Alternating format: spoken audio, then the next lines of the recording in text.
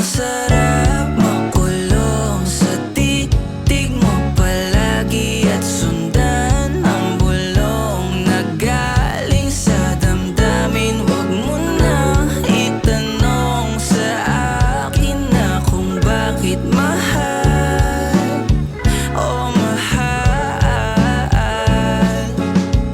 Di ko alam ba't ganon, sa pag-ibig mo lulong, kasi daming paulong, kaya sa'yo lumambong. Di ko rin naman to inaasahan